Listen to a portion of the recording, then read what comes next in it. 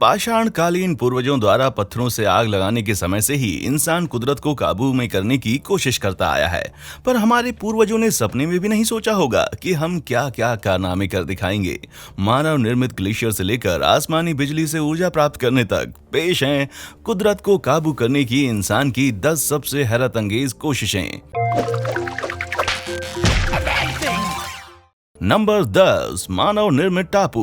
समुद्र तल से टापू खड़ा करना एक ऐसा काम लगता है जिसे सिर्फ भगवान ही कर सकते हैं, पर आधुनिक समय में इंसान भी ये काम करने लगे हैं। लेकिन अपना खुद का आइलैंड आखिर बनाया कैसे जाता है? सबसे पहले तो समुद्र तल का कोई उठा हुआ हिस्सा ढूंढिए, जैसे कोई कोरल रीफ या चट्टान। उसके बाद उस उठे हुए तल पर 140 से 180 करोड़ घन फीट बालू डालनी होगी। इसके लिए आपको अगल बगल के तल से बालू खोदने वाली पावरफुल शिप्स की जरूरत पड़ेगी। एक बार बालू अच्छे से बैठ जाए तो उस पर 30 एकड़ के लगभग कंक्रीट स्ट्रक्चर्स बना दीजिए। बस हो गया आपका टापू तैयार। दक्षिण चीन सागर में चीन ठीक यही टेक्निक यूज करता आया है, जिसके चलते काफी गर्मा गर्मी का माहौल है। मलेशिया, वियतनाम और यहाँ तक कि ऑस्ट्रेलिया ने भी चीन द्वारा विवादित समुद्र में टापू बनाना जारी रखने के खिलाफ कड़ी आपत्ति जताई है। खैर, इससे चीन को कोई फर्क नहीं पड़ता और उसका टापू बनाना चालू है। Number 9, franking. फ्रैंकिंग पृथ्वी के भूमंडल की गहराइयों में दबी गैस और तेल को निकालने का एक चतुर तरीका है। सबसे पहले जमीन में 6000 से 10,000 फीट की गहराई तक ड्रिलिंग करके एक चौड़ी पाइप डाली जाती है और फिर उस पाइप में जबरदस्त दाब के तहत पानी और केमिकल का मिक्सचर चलता रहता है। इस भीषण प्रेशर के चलते अगल बगल के पत्थरों में दरारें पैदा हो जाती हैं, जिनसे रिस कर गैस पाइप में भर जाती है। पर अफसोस कि फ्रैंकिंग भूकंप का कारण भी बन सकती है। जी हाँ, फ्रैंकिंग का प्रेशर रिलीज होने से भूकंप के तेज झटके पैदा हो सकते हैं। इनफैक्ट ब्रिटेन का आज तक का सबसे तेज भूकंप 2019 में रिकॉर्ड किया गया था, जिसकी वजह इंग्लैंड के लंकाशायर में चलने वाली फ्रैंकिंग को माना जाता है। फ्रैंकिंग से ग्राउंड वाटर पोल्यूशन भी हो सकता है, जो इसे काफी विवादास्पद बनाता है। फ्रैंकिंग नुकसानदेह हो चाहे फायदेमंद, इतना तो तय है कि धरती खुद को हमारी ताक झांक से नहीं बचा पाती। पर प्रदूषण और भूकंप ये साबित करते हैं कि प्रकृति से छेड़छाड़ की कुछ कीमत तो चुकानी ही पड़ती है। नंबर 8, जंगल की आग। 2019 के अंत और 2020 की शुरुआत में ऑस्ट्रेलिया के जंगलों में फैलने वाली आग ने साबित कर दिया कि इन्हें काबू में करना कितना मुश्किल होता है। और इस आग के चलते करीब 10,000 करोड़ डॉलर का नुकसान हुआ। ये जानने के बाद आप सोच रहे होंगे कि इंसान कभी नहीं चाहेंगे कि जंगल जल जाए, पर सच कहा जाए तो इंसान जंगल की आग को सदियों से एक औजार की तरह इस्तेमाल करता है। यूरोपियंस के आने से पहले अमेरिका के मूल निवासी नियंत्रित आग के इस्तेमाल से अपनी इर्द गिर्द की भूमि में बदलाव करते थे। मैदान के चरगाहों की सफाई से लेकर जंगल के तल पर उगी झाड़ियों की छटाई तक जंगल की आग से ये सब कुछ कर सकती थी। और इससे पैदा होने वाली राख जमीन को फसल के लिए उपजाऊ भी बनाती थी।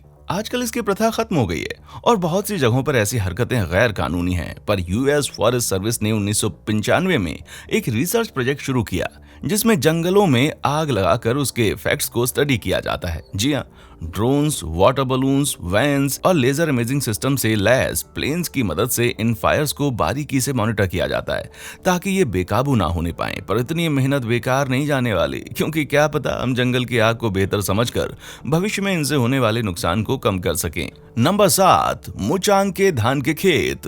कृषि हमेशा से मानव को अपने इर्द गिर्द की दुनिया में बदलाव करने के लिए प्रेरित करती आई है। कुछ फसलें तो ऐसी होती हैं जो कि बहुत ही सटीक स्थितियों में ही पनपती हैं, जिसमें दुनिया की सबसे ज्यादा खाई जाने वाली फसल धान भी शामिल है। सफल खेती के लिए धान के पौधों का ग्रोथ के दौरान कुछ समय के लिए पानी में डूबे रहना बहुत जरूरी है। पहाड़ी इलाकों में ऐसा कर पाना मुश्किल होता है, पर किसानों के पास इसका एक जुगाड़ है। वे सदियों से पहाड़ों में समतल चबूतरे काटकर धान की खेती करते आए हैं और इन समतल चबूतरों में भरे पानी में मेंढक और दूसरे उभयचर भी पनपते हैं और प्रजनन करते हैं। ये जीव फसल को नुकसान पहुंचाने वाले कीड़े मकोड़े खाकर किसानों की मदद करते हैं।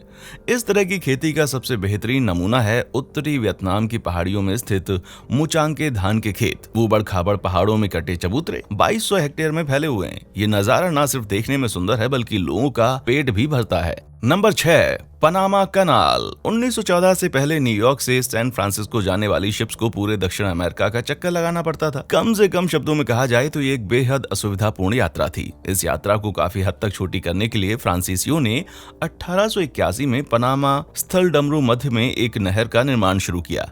जमीन का यह हिस्सा बेहद सकरा और झीलों से भरा हुआ था, सो इसे नहर के लिए सबसे उपयुक्त माना गया। दिमाग तो ठीक लगाया था, पर यह प्रोजेक्ट एक डिजास्टर साबित हुआ।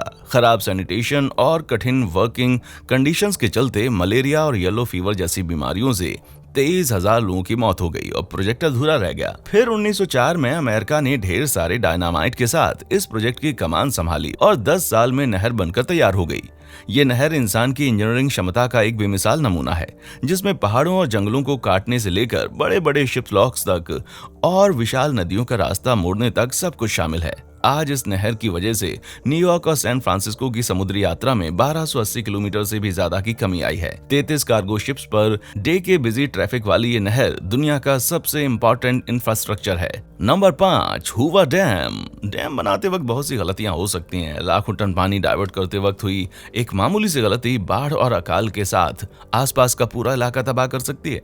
पर ठीक से बनाई जाए तो एक डैम बंजर इलाकों की भी काया पलट सकती है। 20वीं सदी की शुरुआत में दुनिया के सबसे बड़े डैम हूवर डैम ने यूएस के साउथ वेस्ट इलाके के कृषि और आर्थिक विकास में बहुत मदद की थी। हूवर डैम ना होता तो लास वेगस जैसे शानदार शहर कभी भी ना पनपते। इसे बनाने में 21,000 लोग लगे और डायनामाइट से 56 फीट चौड़ाई की 4 सुरंगें खोदकर कोलोराडो नदी की धारा मोड़ी गई।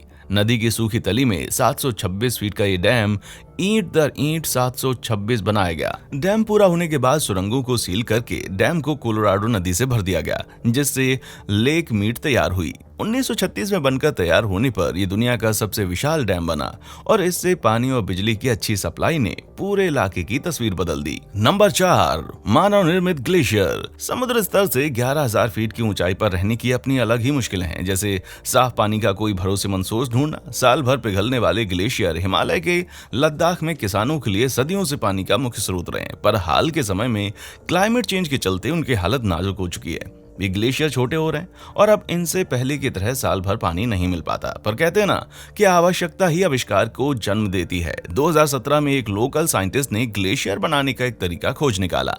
ये कृत्रिम ग्लेशियर गर्मी के दिनों के लिए पानी के भंडार की तरह काम करते हैं। वे ग्लेशियर के फालतू पानी को तयशुदा जगहों पर भरने देते हैं, जो ठंडी हवा से जमकर 100 फीट तक ऊंची बर्फ की आकृतियां बना लेते हैं। बर्फ के ये पिरामिड या स्तूप भले ही कुछ लोगों को अनोखे लगें, पर स्थानीय लोगों के लिए ये पानी का बेशकीमती सहारा है। नंबर 3, रॉकेट से कराया जाने वाला वज्रपात। वज्रपात कुदरत की सबसे भयानक ताकतों में से एक है और लोग हमेशा से इसकी पूजा करते आए हैं। आज हमारे पूर्वज होते तो फ्लोरिडा यूनिवर्सिटी के बिजली को कंट्रोल करने वाले एक्सपेरिमेंट को भगवान के काम में टांग अड़ाना बोलते। रॉकेट ट्रिगरिंग कहे जाने वाले इस प्रयोग में अर्थिंग वाले एक तार को रॉकेट से बादल में फायर किया जाता है। बादल में मौजूद चार्ज धातु के तार की तरफ आकर्षित होते हैं और सही परिस्थितियों में वज्रपात हो जाता है। इन तस्वीरों में आप बिजली को धातु से होते हुए नीचे की तरफ भागते हुए देख सकते हैं। जबरदस्त ऊर्जा की वजह से तार फट जाता है और बिजली हवा में बाहर की ओर फैल जाती है। इस तरह के एक्सपेरिमेंट से ये देखने को मिलता है कि क्या भविष्य में आकाशीय बिजली की मदद से ग्राउंड वाटर साफ किया जा सकता है या ऊर्जा प्राप्त की जा सकती है, क्योंकि क्या पता भविष्य में फोन की बैटरी खत्म होने पर वज्रपात से चार्ज की जा सके। Number 2, cloud seeding. Satellite imaging से लेकर कंप्यूटर की मदद से तूफानों का संभावित रास्ता बताने तक हमने मौसम से जुड़े अनुमान लगाने में महारत हासिल कर ली है। पर बहुत ही कम लोग जानते हैं कि हम मौसम को असल में कंट्रोल भी कर सकते हैं।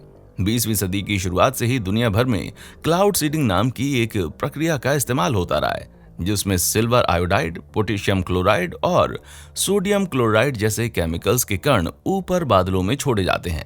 ये कण पानी की बूंदों को अपनी ओर आकर्षित करते हैं। जब पानी की बूंदें पर्याप्त मात्रा में एकत्रित हो जाती हैं, तो बारिश शुरू हो जाती है।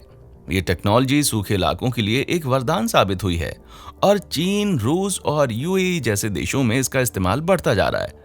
इसका पहला सफल इस्तेमाल 1916 में किया गया था। सैन डिएगो भीषण सूखे से जूझ रहा था तब, जब चार्ल्स हेटफील्ड नाम के एक बिजनेसमैन ने बारिश कराने का ऑफर दिया तो सिटी काउंसिल ने कबूल कर लिया। $10,000 में बात तय हो गई। हेटफील्ड मोरिना कुंड के किनारे अपना एपरेट्स लगाकर कोई केमिकल जलाने लग गए, जिसका धुआं आसमान में उठने लगा और कुछ दिनों के बाद बारिश शुरू हो गई, पर रुकने का नाम नहीं ले रही थी। कुल 17 इंच बारिश होने के कारण बाढ़ आ गई और कई जगह जमीन में दरक गई। गई। इस तबाही में कई लोगों की जानें भी गईं। जाहिर है कि इससे क्लाउड सीडिंग को बुरा माना जाने लगा।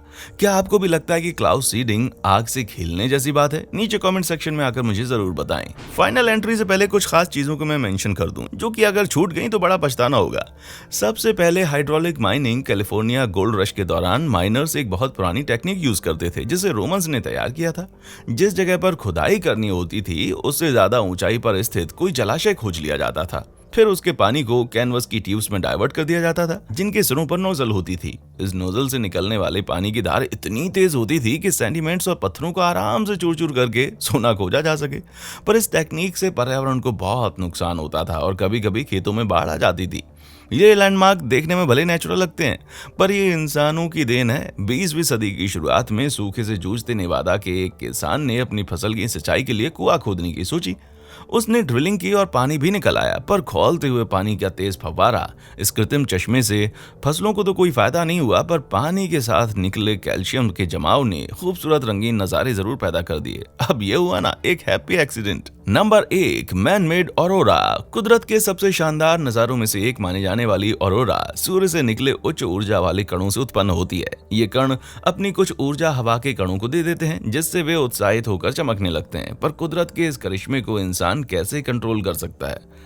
अमेरिकी सेना के साइंटिस्ट ने रेडियो वेव्स की मदद से अलास्का में हवा में रंगीन रोशनी पैदा की। 100 एंटेना वाले शक्तिशाली हार्प रेडियो ट्रांसमीटर की तरंगों से हवा के अणुओं को उत्साहित करके चमकाया गया। ये नजारा बिल्कुल ऑरोरा के जैसा था। पर यह ऑरोरा पैदा करने का एकमात्र तरीका नहीं है। नॉर्वे के वैज्ञानिकों ने भी ट्रेसर केमिकल्स की मदद से ऑरोरा जैसी रोशनी पैदा की। हम इंसानों के बारे में कुछ भी कह लें, पर हम तमाशा करना खूब जानते हैं। इनमें से इंसानों के किस कारनामे ने आपको सबसे ज्यादा इंप्रेस किया? नीचे कमेंट सेक्शन में हमें अपना जवाब जरूर बताएं। और हाँ, देखने के लिए शुक्रिया।